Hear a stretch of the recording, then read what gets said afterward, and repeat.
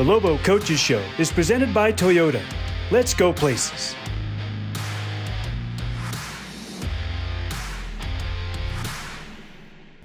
Hello, Lobo fans. Welcome into your Lobo Coaches Show. I'm your host, Robert Portnoy, with head men's basketball coach at UNM, Richard Pitino. Coach Pitino, great to be with you. First off, how you doing today? Doing great. Another beautiful day. I mean, me and my wife say it over and over again. We never want to go back to cold weather. Every day you wake up and it's beautiful sunshine. So good. Love where our team is at. You know, I mean, that's the most important thing. I mean, we could talk weather for 30 minutes. It's probably not as enjoyable. But I really like where our locker room is at. And these guys are playing well and they're playing hard. Coming off 2 games on the Front Range at Colorado State and at Wyoming, as your team develops, what were your biggest takeaways? So, you know, when you're taking over a program that's really in a full rebuild, you're trying to build the foundation. And you're trying not to necessarily worry about wins and losses right now. That may be frustrating for fans to hear, but it's the reality of where we're at right now. The most important thing is the culture of the locker room.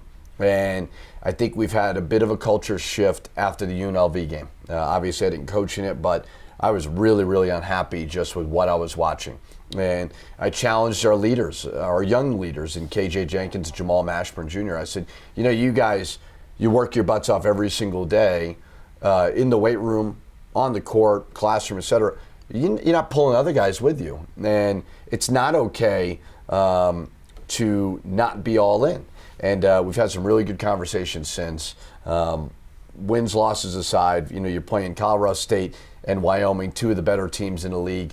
And we were right there. So, as I said before, the wins will come. I know they will. But I love the buy-in. I love the effort. They're coachable. They're saying the right things, which is really, really not as easy as you think to get.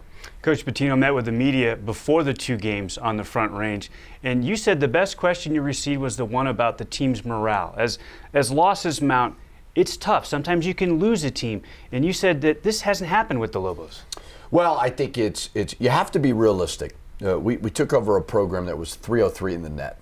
A lot of transfers, full rebuild over Zooms, not even allowed to go to high schools, JUCOs, to meet with people. You can't gloss over that like that's no big deal. That is a very, very big deal. And I really like where we're at. You've also got to understand that the roster that we started with looks significantly different. We're 3 centers down for a variety of reasons, not what is what it is. Plus, Saquon Singleton hasn't played the last 2 games. And I think these guys see the big picture. They're young. You know, you have a decision to make in today's climate. Do you just grab D2 fifth-year guys and an older transfer here and then rebuild again and again and again? And I don't want to do that. Will I take transfers? Yeah, I will. Do I want to take 8 or 9 every year? I don't. I want this community to get to know the Jamal Mashburns of the world, the KJ Jenkins of the world. I don't want this to be like a JUCO. I really don't. I think that this community and this program is too special to build that way. So we're going to build from the ground up, and our players know that, our staff knows that, and as long as we're getting the most out of every single day, I'm good with it. I really am. What fans are certainly learning as they get to know this edition of the Lobos is that New Mexico can score the ball. That's 4 of the last 5 games, 10 or more threes. Your offense is really efficient. Yeah, I mean, we're making shots, which is very, very important, and it's probably boring to fans, but you got to make shots. And we're not turning the ball over. You know, we've had moments where it's been bad for sure, but for the most part, we're not turning it over. I think we're starting to understand we've got to find other shots. But when we're clicking, yeah, it's been pretty good. I mean, I thought Colorado State, we went toe-to-toe with them. Wyoming, we went toe-to-toe with them, obviously. Utah State. So we've had some good moments, we really have. And the guys they're playing hard. I think that our fans can see that, you know, and I'm hopeful that this week we get 2 home games. And I know we have thrown so many roadblocks in front of our fans. You know, the Boise game, we don't need, wait a minute, is it the Boise ticket? Is it the San Diego State ticket? Like, we've lost 2 home games. I don't know if anyone else in the league has had that. So these home games are so important. We are fun to watch when we're doing things the right way. But offensively, it's find other shots. Don't try to get it all yourself. And I think they're starting to understand that. The other thing that fans can see, and Coach Pitino's mentioned, is the Lobos are undersized. Down 3 bigs. Also, a 6'6" player in Saquon Singleton has been out the last 2 games. As your team figures out a way to rebound because it's undersized, are they getting better at it? I think they're getting better. I think the emergence of Jaylen Tovar has helped. We've been playing Javonte Johnson as an undersized 4. I don't want to do that, but the roster is what the roster is right now, and so we're trying to figure out ways to be somewhat versatile. But Jaylen Tovar is a natural 4-5. I don't think he's all 4. I think he can play some 5 for you. It's been a matter of him being on our team. I mean, quite frankly, I mean, he's a really, really good kid, so I'm not trying to throw him under the bus, but sometimes with young players, they don't understand. We're trying to coach you. We're not trying to call you out. Body language is important, for you, for the team, for potential people who want to pay you to play for money. And it's amazing. We had a really good conversation after the UNLV game, and I just said, your attitude and your body language, it's going to affect your play. It's amazing. He's been all in the last couple of games, how much better he's played. Shots are falling. It doesn't mean adversity won't hit. So, I mean, we're not real big right now, and I think that defensively, that's why we're struggling. Rebounding the ball, we're struggling. But I really like the effort and the execution overall. Okay, great effort, great execution. 2 games on the Front Range. We start with the Lobos in Fort Collins against Colorado State next. The Lobo Coaches Show is presented by Toyota. Let's go places. Welcome back on your Lobo Coaches Show with the men's basketball coach at UNM, Richard Pitino. It's time to get into highlights of the Lobos' first game on the Front Range in Fort Collins against Colorado State. What do you think about the start of this one and the way that your team came off the bench to get this going? Yeah, I mean, I think offensively, if we're going to win games, we've got to be in pretty good rhythm offensively. And I thought versus Colorado State we did that. What I've really liked is for a young team, we haven't been scared of the moment on the road. Have we been perfect by any means? No. But, like whether it's at New Mexico State, which was a great early win to build off of in a hostile environment, ready to go. Colorado State had the largest student section they've ever had, I think, in school history. And we just seemed like we were up for the challenge. Colorado State is a terrific team. A lot of guys have been together for multiple years. They've really built to this to be kind of their team. And they're really good. But offensively, I thought we were, we kind of blow for blow matched everything that they did and took what they gave us. Just a couple plays down the stretch didn't quite go our way, but it's very, very hard right now. You got to be perfect. Our defense, our rebounding, those things, they got to get much better as we continue to build this program. You're right. They announced more than 3,800 students in the building. They're the largest student attendance ever at a game in Moby. And your guys handled the pressure of that energy, didn't they? No doubt. I mean, you even look at offensively right here. Something we've been talking about is getting other shots. We get Sebastian a touch at the low post, which we've not done a lot, and he kicks it out to KJ for a 3. We were right there with a team, one of the best teams in the country, quite frankly. We're making shots right now. Got to get to the free throw line more. Last 2 games, we have just not gotten the line at all for a variety of reasons. But overall, I mean, you just look at when you're watching these games, we're so much smaller than everybody. That'll change in recruiting. That'll change in the weight room. We still have not really won a big game with our defense. But offensively, done a lot of good things. There's KJ Jenkins getting an offensive rebound and setting up Jamal Mashburn for a 3. You guys shot 50% from 3 in the first half, and though you're not getting to the foul line, those 3-point field goals making up for some of those points. Yeah, I mean, we've shot it very, very well, and I think we've got good shooters, quite frankly, and we'll continue to recruit to that. Jalen House is, I think, playing very well as of late. He's being way more rock solid than he's been at times. It's been a little bit feast or famine.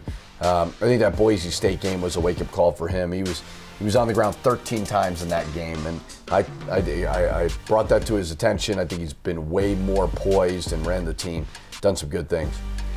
Well, we can see that Roddy there down on the block is very tough to handle, and we'll see it again when the Lobos go to Wyoming with Ike, that your size down low is definitely a factor. It is. I mean, when we put together the roster in mind, I think we looked at Valdir Manuel as okay, he's got somewhat of experience, and then Jethro's kind of your big of the future, and obviously didn't work out with either one of them basketball-wise, and then Emmanuel Quach was kind of our next guy because he plays so hard and he's got great energy. So our athleticism really, really changed with those guys out. But it's just kind of the way it's going to have to be right now until we recruit to it and change it. Jaylen Tovar, we just saw him rise for a dunk on a backdoor cut. I think he is sneaky athletic at 6'9". He can really get off the floor. He is. He's got to get stronger. He's got to attack the offensive glass better, but he's pretty good at cutting behind the defense and quick to the rim.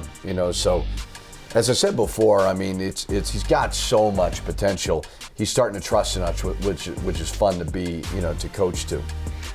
We just saw Javonte Johnson get to the free throw line there off a beautiful layup here at the end of the game. Javonte, in his home state in this one of his best games of the season. Happy for him. All business.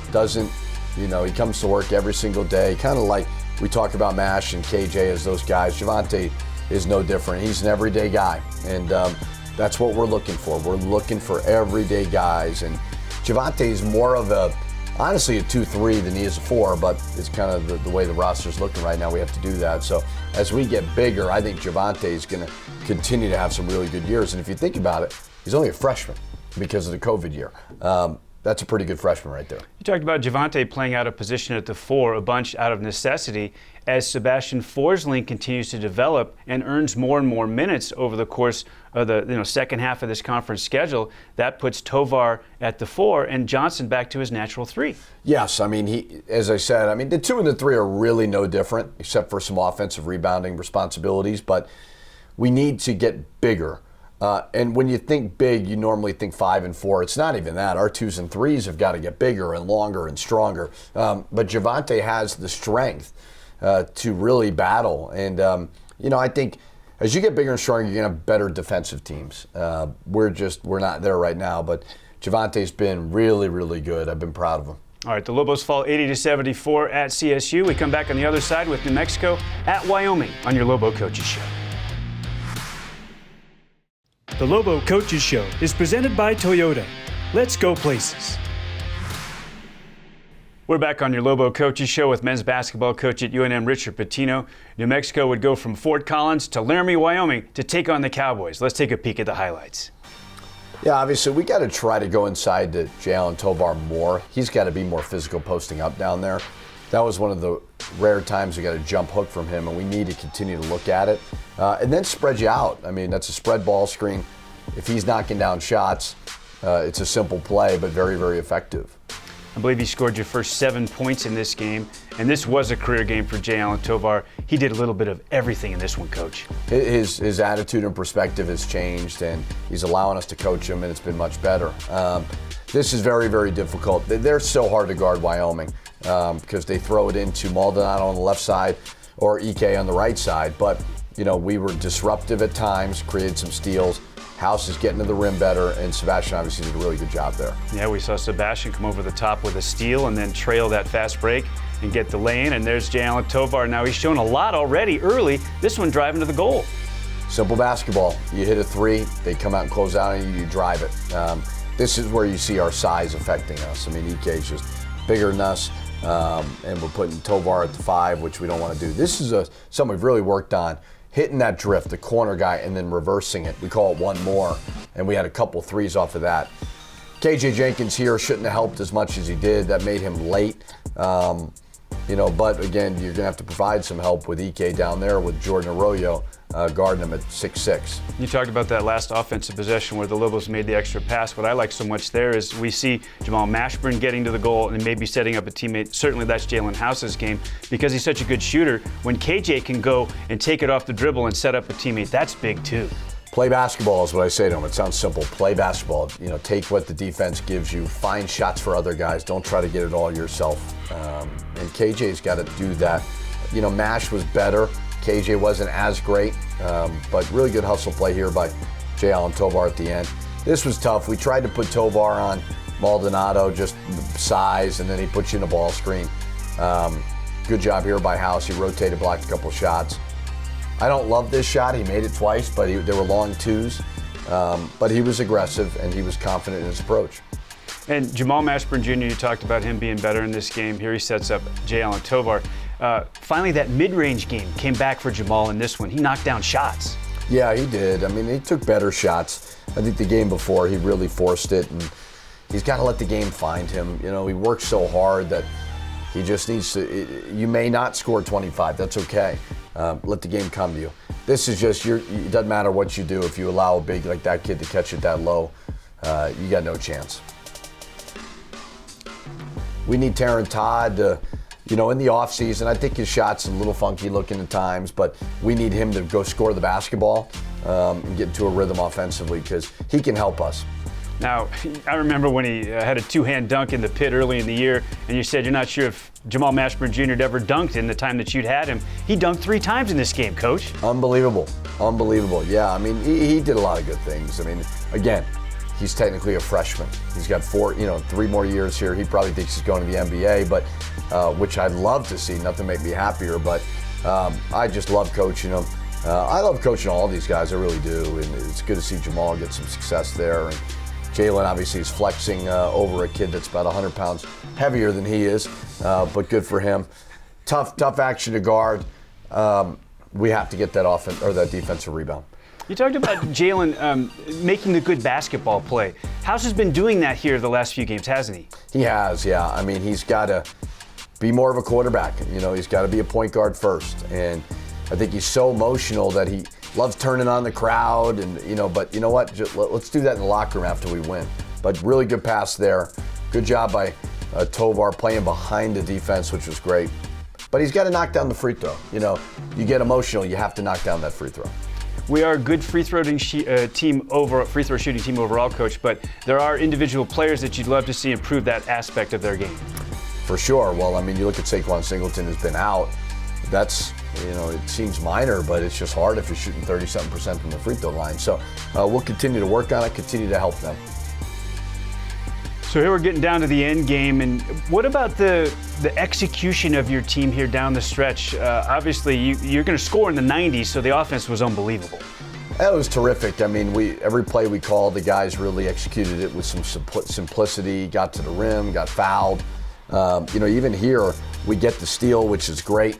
And obviously I wasn't happy with, again, I've said it before, not that I wasn't happy with the charge call, which I didn't think it was.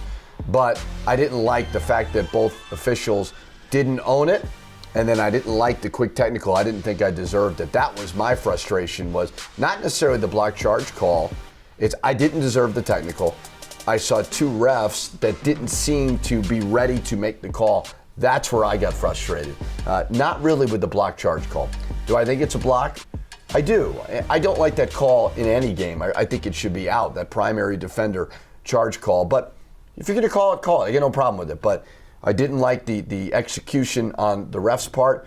I did not deserve a technical that quickly.